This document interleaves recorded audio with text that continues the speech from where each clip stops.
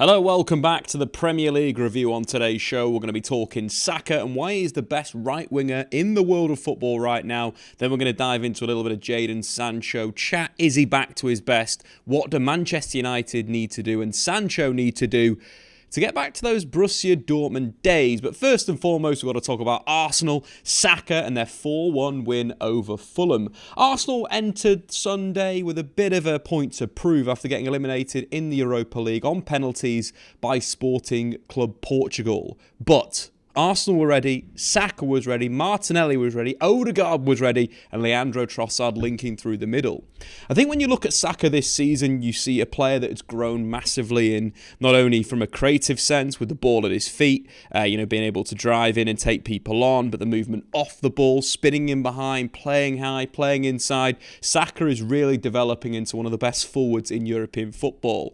When actually you take the fact that Saka is one of only 5 players that's got over 10 goals and 10 assists in Europe's top 5 leagues this season, I think is credit to Saka and his improvement. Other players include the likes of Lionel Messi, Neymar, Kvaratskhelia, and of course Randall Muani at Eintracht Frankfurt. It really shows what Saka's become. 12 goals in the Premier League, 10 assists. He is doing it all right now. Of course, we previously spoke about his relationship with Martin Odegaard and their link-up and the fluidity on the right-hand side of Arsenal's attack. But today I want to focus a little bit more on Ben White, and Ben White being a little bit of an unsung hero for Saka's season. I think the way that the three of them link in the final third is absolutely brilliant, but a lot of it we do see is either Odegaard, underlapping and Saka finding him, or Odegaard slipping Saka in behind with a through ball. But I think the game against Fulham kind of showed the quality of Ben White in possession in the final third. He made a number of really good choices and moments when to, play Saka into feet, when to slip him in behind, and of course grabbed an assist. So let's take a look at that link up between the two, and I think White's getting the best out of Saka. Of course, I've put him as the best right winger in Europe right now, but I think you've got to give credit to Odegaard and Ben White to building such a cohesive attacking unit on the right hand side of Arsenal's attack. So let's dive into Arsenal's opener. The goal on 27 minutes, assisted by Saka, scored by Gabriel Martinelli. But the move starts from a good pressing moment from Ben White at fullback. Again, that side is kind of geared for an attacking sense. So Ben White's work off the ball in terms of winning it back has been really crucial for Arsenal to not only win the ball in the final third and attack, but also sustain pressure and look to break on their opponents. So in this moment, Ben White steps in, intercepting the ball ahead of Wilfried Zaha. Ben White had a really good game up against Wilfried Zaha. He had one moment, I think, in the opening sort of 5 minutes of the game where Zaha cut in and shot, but apart from that, he was reasonably quiet. So Ben White stepping in, and I think what we've seen with Saka this season and the development in his game, that ability to spin in, but also receive and also, look to pull wide, is that real triple threat that we spoke about before. But I think Ben White deserves a lot of credit in terms of feeding those balls and feeding those passes. So first, when Ben White, of course, has intercepted that ball, he carries into the final third. The ball is on in behind. Saka is demanding that ball in behind the defence. Ben White takes his time, carries inside, gives him a little bit of a ball into his feet that Saka takes extremely well, grabs it out of his feet, drives the ball across the goal, of course, for Martinelli to take 2 touches, spin onto his weaker left foot and fire the ball across the goalkeeper. But without that defensive play from Ben White in terms of reading the play, intercepting the ball, then waiting for the right moment to feed it into Saka's feet, you're not going to get that goal for Arsenal. So let's move on to another moment, this time again, that triangle linking on the right-hand side. This starts, of course, with a fantastic first touch from Martin Odegaard, brings the ball down inside the box and is in the wide position. We can see the rotation in position. Naturally, you'd say that Odegaard's in Saka's position, Saka's in Odegaard's position, and Ben White, of course, is in that supportive, wing-back position. But the way I think this move sort of evolves with, Ben White being the supplier, Saka being the assister, and the ball landing at Odegaard's feet, it's really interesting to see that dynamic. But again, it's really good heads-up play from Ben White. He makes the right decision. He could instantly look for Saka's feet in this instant. Again, Saka, you could receive to feet and drive to the byline. But I think he makes the correct choice, holds on to the ball, waits for the right moment moment when Saka's got a good moment to spin in behind the Crystal Palace defence and cut the ball back. Unfortunately, Xhaka's run isn't quite good enough, and the ball breaks to Odegaard on the edge of the box, who receives and just fires wide. But I think that decision again, you had that similar moment with the first goal that Arsenal scored, that White could have easily looked down the line straight away, but he held on the ball a little bit longer, drew the pressure in, and then slipped Saka in behind the defence to create a really good moment. So let's move on to the second goal of the game. Again, it starts from Zinchenko in his inverted position. I think Zinchenko is my favourite player in the Premier League right now. So good on the football. In this moment, of course, he slides Xhaka in behind the defence. The cross breaks to Saka. This is another moment where Ben White stepping into this inside position and making the correct decision, which again makes Arsenal, puts Arsenal 2 goals up in the match. With Ben White receiving in that position, of course, Saka continues his run in behind the defence. But it's just the waiting, slightly waiting that extra second to wait for Saka to get goal side of the defender, slide him in behind the defence. Fantastic first touch from Saka, brilliant second touch. I think the link-up that Ben White has got with Saka this season is one of the best fullback to winger relationships in the Premier League.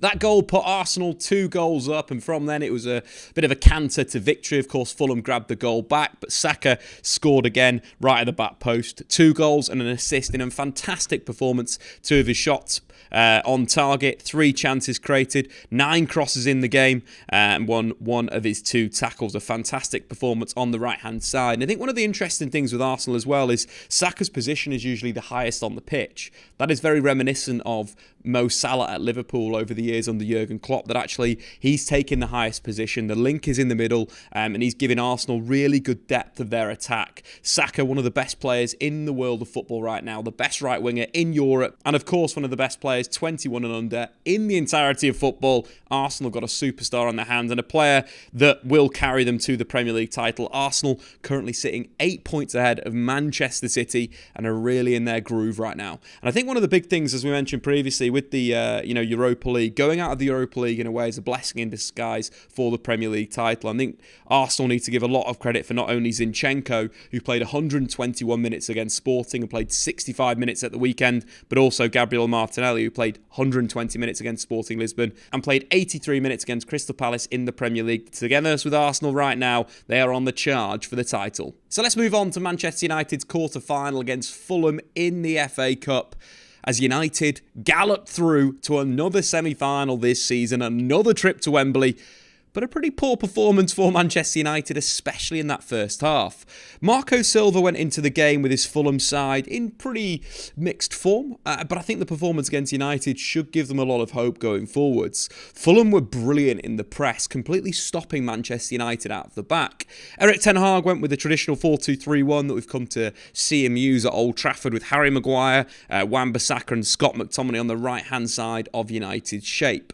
One of the big issues for Manchester United was a lack of a ball player at number 6. United really struggled to play through the Fulham press in that first half. But I think Erik ten Hag's selection of Marcel Sabitzer high and Scott McTominay low was a little bit of a mistake. What it meant for Manchester United was not only was Sabitzer away from the ball playing areas, but United really struggled to play through. Scott McTominay completed 16 passes in his 58 minutes on the pitch at an 84% pass completion. When you link that with the likes of Aaron Wan-Bissaka in those positions, United struggled to play out from the back. And if you look at the statistics, in the first half, Man United only had 4 shots on goal compared to Fulham's 5, and Fulham dominated possession. But Erik ten Hag, we do know, loves to make those changes, loves to change things up, and tactically United changed it on around 58 minutes, with Anthony coming off the bench to play on the right-hand side, and actually Bruno Fernandes dropping in to be a regista at the base of midfield. This is something I never thought I'd say. I never thought I'd see at Manchester United, but Bruno Fernandes bossing it at number 6. He had 41 touches on the ball since moving to the defensive midfield position. He completed the most passes on the pitch, but United dominated. They had 9 shots since Bruno moved to that position, 7 on target and scored 3 goals, but more importantly, held the ball a lot better and dominated proceedings. Of course, the game completely changed with the red card, the Willian handball on the penalty line, then the likes of Mitrovic losing his head and getting sent off, and of course Marco Silva as well being sent for an early bath. But I think for Manchester United, the change of system and shape, moving to more Bruno sitting and holding in midfield by himself, really improved United in terms of their playing. But I want to focus on one man in this game, Jadon Sancho. I thought Jadon Sancho's performance was really good, and there were signs of the Jadon Sancho from the Borussia Dortmund days where he's really connected to the team, when he was really playing well. So we're going to go through a few moments of Jadon Sancho's game, analyse it, see whether he made the right decision, and what could he do to improve himself and put him back into that bracket of being one of the best young players in the world of football. So the first moment I want to look at is on the 46th minute, with Jadon Sancho looking for a pass instead of looking for a shooting opportunity. This was probably Manchester United's best move of the first half. There wasn't a lot of good moves, but this one was really good. Starting off in a bit of a transitional moment, Man United winning the ball through Lisandro Martinez and instantly looking into the feet with a vertical pass of Wout Weghorst. I don't think United do this enough, looking to the feet to Weghorst straight away to move the attack on. But in terms of the move overall, a really good third man run from Scott McTominay. But I think the awareness of Jadon Sancho is really good in this instance. A lot of the analysis and commentary from this position, is critical of Jadon Sancho not shooting, but I actually think he made the right call. So the ball goes into the feet of Wout Weghorst. His little layoff Jadon Sancho is really good as Scott McTominay moves into attacking midfield. From this position, a lot of people are saying that Jadon Sancho should have pulled the trigger, gone across the goalkeeper or gone to the near post. But in fact, I think it's the correct call. He creates a better goal-scoring opportunity for Scott McTominay than he has when he's in this position. And I think if Scott McTominay is maybe a Bruno Fernandes, or it's Marcus Rashford, or even Jadon Sancho himself, Manchester United could have gone into the half-time break with a surprise 1-0 lead. When you take a look at it from another angle, if Scott McTominay allows the ball to roll across his feet and him shoot with his left foot, he has the left-hand side of the goal to aim at with the goalkeeper on his near post. A much better goal-scoring opportunity in terms of XG and post-shot expected goals. So if we take a look at the actual moment, we can see the part of the goal that Scott McTominay potentially has got to aim at. The defender's flat-footed. If McTominay allows the ball to roll across that left foot, completely opens that side of the goal. And if we take that in comparison to what Jadon Sancho had to aim at, you're basically creating a better quality of chance. I think if this pulls off and, Scott McTominay opens it up to his left foot and finishes, we're talking about the genius of Jadon Sancho. We're talking about the good decision versus kind of it not coming off and people criticising that pass inside. But I think it's a better decision if we're just weighing up the parts of the goal that Scott McTominay has to aim at versus Jadon Sancho. I think it is the correct call. But also, we look at a recent goal that Jadon Sancho scored himself, the goal against Leicester City. Yes, there's a little bit more space in between the lines. Yes, it's a little bit more of a transitional moment. But it's very similar in a sense of, players put Jadon Sancho in wide, or Jadon Sancho's put Bruno Fernandes in wide, then there's a cut back across the goal. But in fact, Jadon Sancho allows the ball to go across his body and finishes with left foot. Very similar in terms of the situation there. And I think that's something that I think Jadon Sancho's got to look at that moment and think, yes, I made the correct decision. And if potentially Scott McTominay allowed himself, or it was a Bruno Fernandes or Marcus Rashford, United go in a goal up. But let's move on to the moment, of course, that completely changed the game, that counter-attack with Jadon Sancho with Antony in the transition. One of the biggest strengths of Jadon Sancho at Borussia Dortmund was his ability in the transition to score and to create for his teammates. He's a very, very good player with space. And this was a moment with Antony carrying on the right-hand side. I thought Antony made a great impact on the game for Manchester United. United were poor on the ball. They couldn't carry. They didn't have any threat in a 1v1 dribble. They lacked a bit of intensity. Antony brought all of that against Fulham. Antony's had some very, very good games for Manchester United. You think the Barcelona match, you think the game against Arsenal, but his consistency needs to improve. But of course, first season of the Premier League, that will come. Here, though, makes the perfect decision, sliding Jadon Sancho into the open space behind the Fulham defence.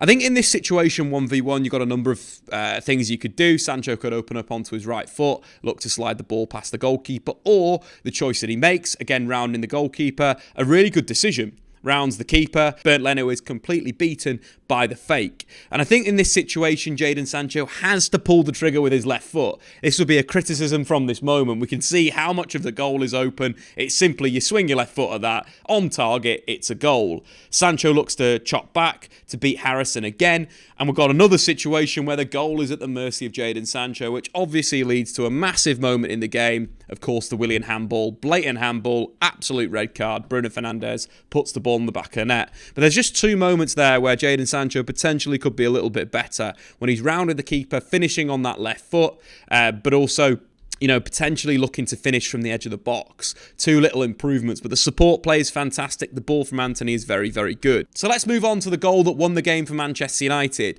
This is something United need to do more to get the best out of Jadon Sancho. Too many times I see Sancho isolated when he's playing out wide with no support near him. United probably would suit playing more of an offensive fullback than Luke Shaw in these moments if Jadon Sancho is going to play wide. Luke Shaw doesn't frequently make these moves. Shaw's more of a support player that's going to give the ball to the wide player. Wide player is going to be 1v1, going to have to take on maybe one or two players. Sancho's a player that needs a fullback on the overlap. Needs a player that consistently makes these moves because he's got the perfect weight of pass. In this instance, for the second goal, he carries in, drives the defender, and then plays the perfect ball, weighted to absolute perfection for Luke Shaw to run onto the ball, slide it across to Sabitzer to give United the 2-1 lead. And I think that's something United need to look at in the off-season. If they're going to look to retain Jadon Sancho on the flanks, they need more attacking fullbacks in those positions to allow Sancho to play those passes in behind the defences. But both of the goals that changed the game for Manchester United, Sancho was involved in one of his best performances of the season for me. Jadon Sancho, of course, coming up clutch against Fulham. I think his performance was really, really good. One of the things we've got to remember, he's still just 22 years old. I remember Marcus Rashford getting very similar criticism at a similar age, and we all can understand that it takes time for these players to develop, and you're looking at their peaks and it'll be 25, 26, 27, 28. It's only natural, but I think there's been some good performances in recent weeks for Jadon Sancho, and a really telling contribution against Fulham in the FA Cup. He completed 93% of his passes, created 3 chances, had 2 shots on goal, of course completed 2 of his 4 dribbles and won 2 of his 4 tackles. I think if we continue to see this Jadon Sancho building his form, making slight tweaks in his decision making in terms of that 1v1 with the open goal on his left foot, United are going to have a really good player. I think he needs to continue to develop, continue to work. I think some of his pressing's been really good to close the space down, but when he needs to slow himself down, when he's broken, when he's got to the player, he needs to slow himself down and work on his tackling technique. But I've been impressed by him in recent weeks, and hopefully he can continue his growth at Manchester United. But guys, that's been that for the Premier League review today. Get into the comments below. Is Saka the best right winger in the world of football right now? And will Jadon Sancho get back to his best? Check out SofaScore. I've been Statman Dave. We'll see you next time.